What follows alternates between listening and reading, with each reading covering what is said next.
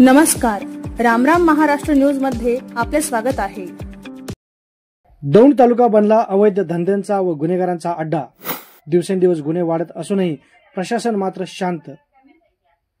नमस्कार, रामराम महाराष्ट्र न्यूज मध्ये मी अमोल कुमार आपले स्वागत करतो। दौंड तालुक्यातील कानगाव या ठिकाणी विनापरवाना अवैध वृक्षतोड होत असल्याचे दिसून आले।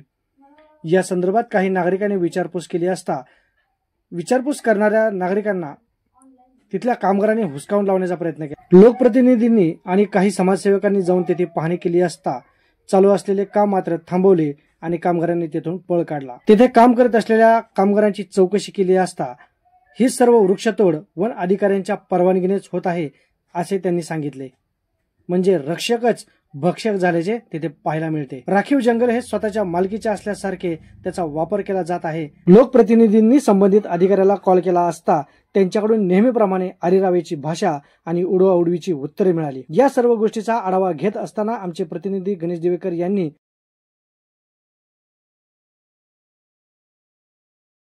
वन खात्याचे वरिष्ठ अधिकारी रिजनल फॉरेस्ट ऑफिसर काळेसाहेब यांना फोन करून विचारपूस केली असता या घटनेची त्यांना कोणतीही कल्पना नसल्याचे त्यांनी सांगितले।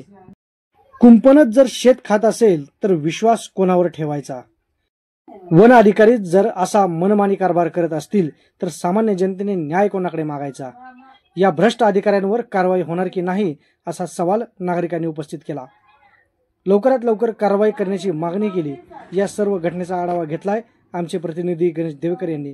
पाहूया सविस्तर रिपोर्ट।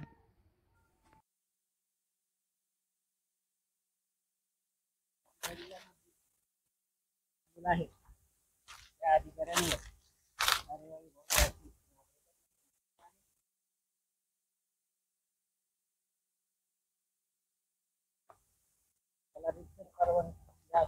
चर्चा आहे।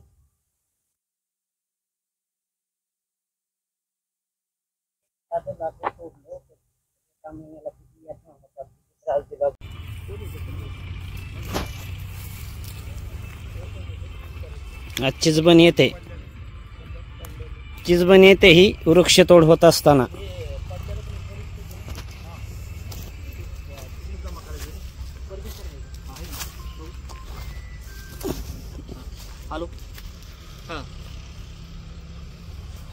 या मशिनरी सहित त्यांचं मत असं आहे, अधिकाऱ्यांनी परवानगी दिली आहे असं त्यांचं मत आहे। हा मग एक साधं लाकूड तोडलं तर या ठिकाणी खूप मोठी कारवाई होत असते आणि ह्या ठिकाणी या मशिनरीच्या माध्यमातून आता वृक्षतोड सुरू आहे।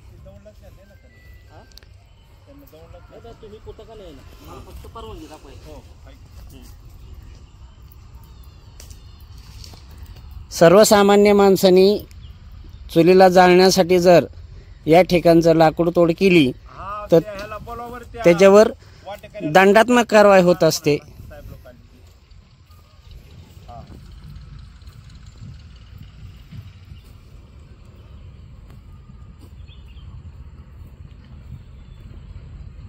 वन विभागाच्या अधिकाऱ्यांनी परवानगी दिली असं यांचं मत आहे। संबंधित अधिकारी हे कशी काय परवानगी देऊ शकतात हा प्रश्न नागरिकांना उपस्थित होतो।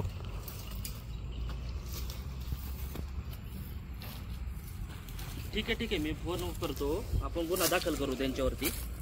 जर परवानगी नसेल तर लिगली असेल तर प्रॉब्लेम नाहीये काय, अनलिगली असेल तर आपण यांच्यावरती गुन्हा दाखल करू। ठीक आहे। भाऊसाहेब फडके माहिती घेत असताना ठीक आहे, मला ऑलरेडी आहे ना, फक्त याची परवानगी दाखवा तुम्ही। हे जरी पडलेलं असेल किंवा उभा असेल तर हे फॉरेस्ट आहे, हे बरोबर आहे ना? मग तुम्ही जर ते तोडताय त्याच्यानंतर परवानगी तुमच्याकडे पाहिजे ना, तेवढा पेपर मला दाखवा फक्त परवानगीचा।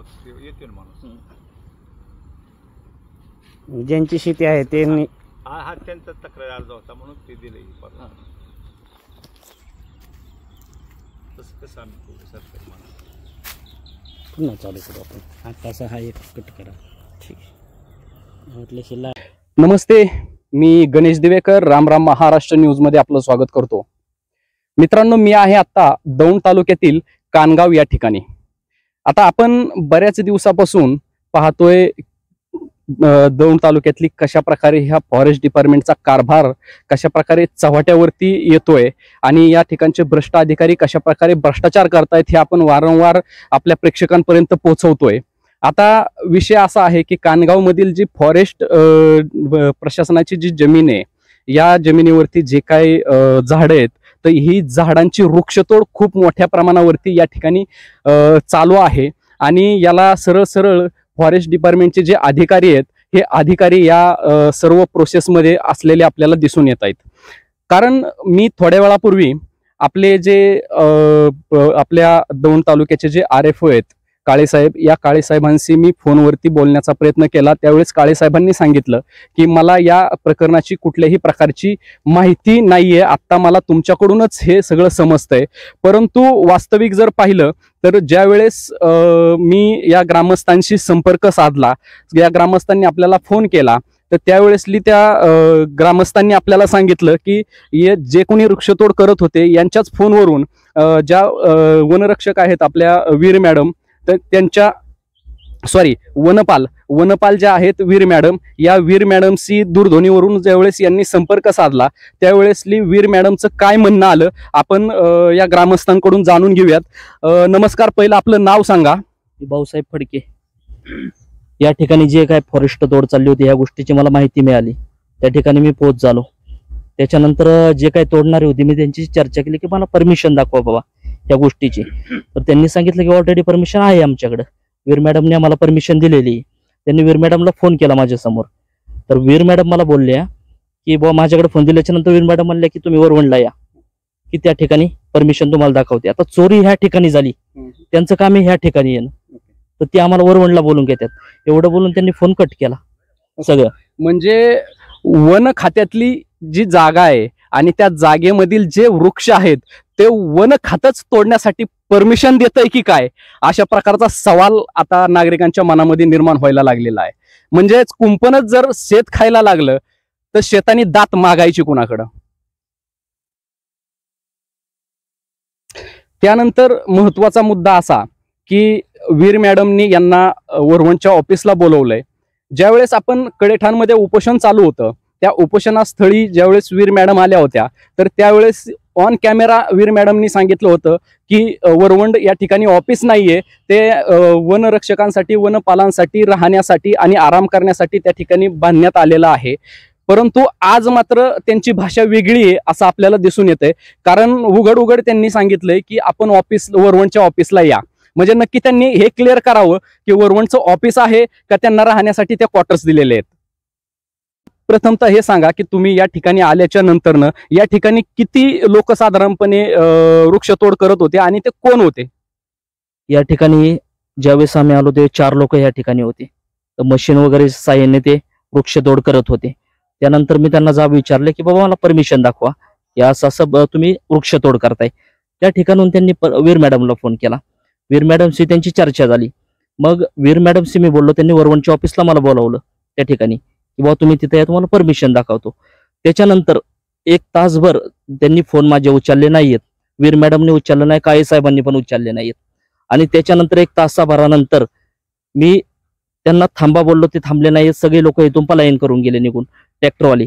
त्या ठिकाणी 2 टेलर 1 ट्रॅक्टर त्या ठिकाणी हजर होते. त्या ट्रॅक्टरचा काही नंबर वगैरे तुम्हाला सांगता येईल का? काय ट्रॅक्टरचा नंबर आहे माझ्या मोबाईल मध्ये, शूटिंग मध्ये केलेला आहे तो नंबर. ऑलरेडी आता मला तोंडी सांगता यायचा नाहीये, पण त्याचं आपण तो जो काही नंबर आहे किंवा तो जो काही व्हिडिओ आहे ते आपल्या प्रेक्षकांसाठी आपण दाखवणारच आहोत.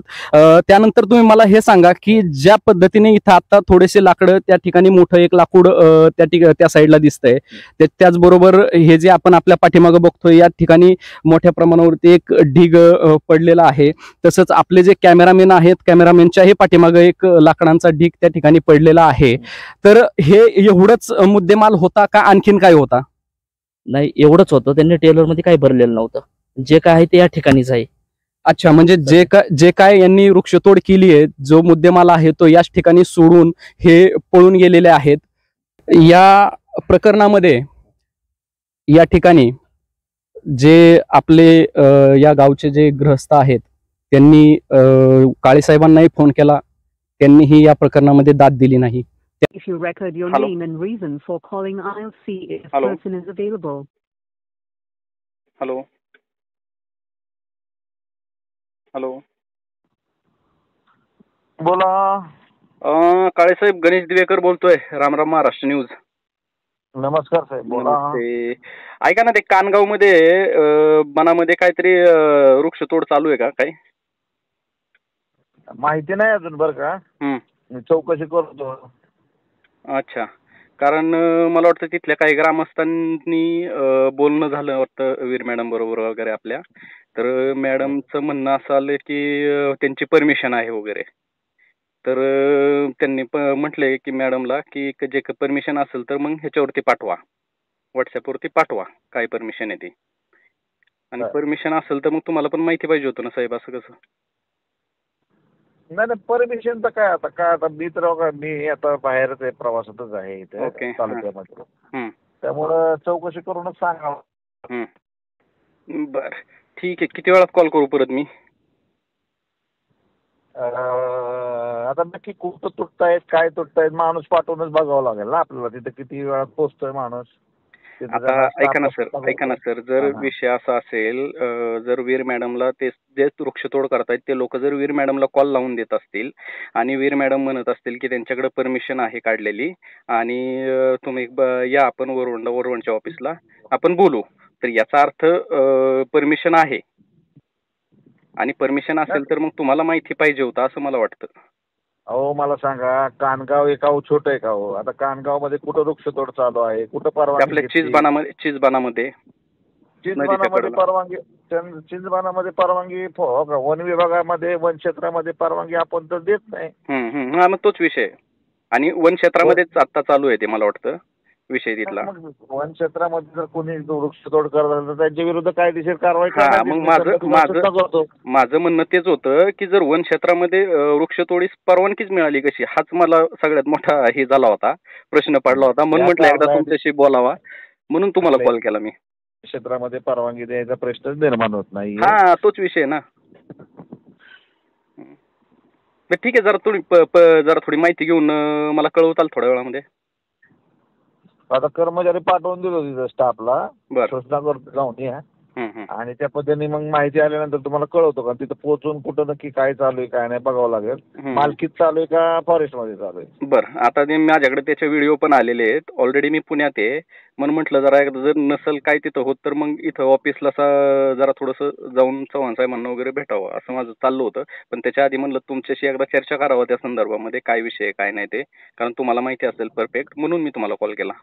तुमच्याकडून माहिती मिळाली मला. ओके, बरं, ठीक आहे, काय हरकत नाही. कळवा मला काय विषय येतो, सांगा थोड्या वेळात. ओके. तर या ठिकाणी ज्या काही वनरक्षक आहेत राठोड मॅडम या ठिकाणी आलेल्या आहेत. खरं पाहिलं तर या प्रकरणाची कुठल्याही प्रकारची माहिती नसतानाही एका फोनवरती या ठिकाणी त्या हजर राहिलेल्या आहेत. आपण त्यांच्याशी बोलण्याचा प्रयत्न करूया. मॅडम, कुणाचा कॉल आला होता तुम्हाला आणि किती वेळापूर्वी आला होता? तुम्ही इथं कधी आलात? मला एक 15 मिनिटापूर्वी खासगी भाऊसाहेब फडके यांचा फोन आलेला. त्यांनी सांगितलं की वनक्षेत्राच्या लगत तोड चालू आहे मॅडम, इथे येऊन भेट द्या. मी आले असता इथे लाकूड पडलेले दिसले, परंतु संबंधित व्यापारी काही इथं कोणी नाही आहे. पण त्यांचा तपास घेऊन मी त्यांच्यावर गुन्हा दाखल करणार आहे आणि योग्य ती कार्यवाही करणार आहे. वरिष्ठ अधिकाऱ्यांकडून काय आपल्याला या संदर्भात काय सूचना किंवा फोन वगैरे काय आला होता का? मी आमचे RFO काळे साहेबांचा फोन आलेला. त्यांनी मला सांगितलं की घटनास्थळी जाऊन पाहणी करा आणि पंचनामा जबाब घ्या, गुन्हा दाखल करा संबंधित व्यक्तीवर. मॅडमने आपल्याला सांगितलंय की यावरती आपण गुन्हा दाखल करणार आहोत.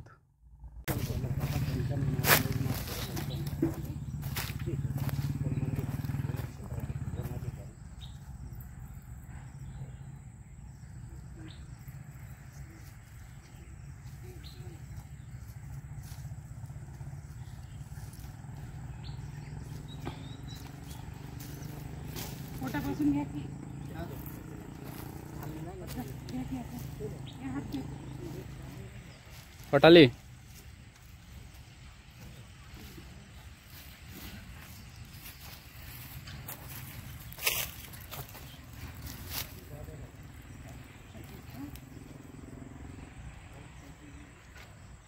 पहिलं कोणतं घेतलं मग? इथं दोनच आहे, तुम्ही दोन्ही सांगितले ना. आपल्या या गावचे जे सजग नागरिक आहेत यांनी या ठिकाणी आल्याच्या नंतर जी परिस्थिती पाहिली त्या परिस्थितीनंतर पाहिल्यानंतर प्रथमतः वीर मॅडमला कॉन्टॅक्ट करण्याचा प्रयत्न केला, त्यांना दूरध्वनी वरती संपर्क साधण्याचा प्रयत्न केला, परंतु त्यांनी कुठल्याही प्रकारचा रिस्पॉन्स दिला नाही. या उलट जे म्हणजे कत्तल करत होते, झाडांची जे कत्तल करत होते त्यांच्या दूरध्वनीवरून मात्र लगेच फोन उचलला आणि यांना सांगितलं की तुम्ही वरवणला या. त्यानंतर हे सतत त्यांना कॉल करतायत, परंतु अजूनपर्यंतही त्यांनी कॉल उचललेला नाहीये. त्याचबरोबर या घटनेची माहिती देण्यासाठी जे आपले आरोपी आहेत काळे साहेब, त्या काळे साहेबांनाही वारंवार हे कॉल करतायत, परंतु कुठल्याही प्रकारचा कॉल हे काळे साहेब रिसीव्ह करत नाहीयेत. आता त्यानंतरनं जे आपले वनरक्षक आहेत वरवणचे, त्यांना राठोड मॅडमला यांनी कॉल केल्यानंतर राठोड मॅडम तत्काळ या ठिकाणी आलेले आहेत आणि त्यांनी बोलताना असं सांगितलंय की यावरती मी गुन्हा दाखल करून लवकरात लवकर कारवाई करण्याचे त्यांनी एक आश्वासन या ठिकाणी दिलेलं आहे. परंतु ज्या प्रकारे हे काम चालू आहे यामध्ये खरं पाहिलं तर वरिष्ठ अधिकाऱ्यांनी येणं आणि लक्ष घालणं हे गरजेचं असताना सुद्धा कनिष्ठ अधिकाऱ्यांना मात्र या ठिकाणी यावं लागतंय आणि कनिष्ठ अधिकारी ज्यावेळेस इथं येत आहेत तर आल्याच्या नंतरनं त्या अधिकाऱ्यांना इथली परिस्थिती काही माहीत नाहीये. आता विषय हा आहे की प्रशासन नक्की काम करतं कुणासाठी? सामान्य जनतेसाठी काम करतं का धनदांडग्यांसाठी काम करतं का चोरांसाठी काम करतं? याच्यामध्ये प्रशासनातले जे अधिकारी आहेत यांचे हात तर बरबटलेले नाही आहेत ना. अशा प्रकारचा सवाल आज या कानगाव मधील नागरिक उपस्थित करतायत. मी गणेश दिवेकर, रामराम महाराष्ट्र न्यूज, दौंड. अशाच नवनवीन बातम्या पाहण्यासाठी आमच्या YouTube चॅनलला सबस्क्राईब करा. फेसबुक आणि Instagram पेजला फॉलो करा.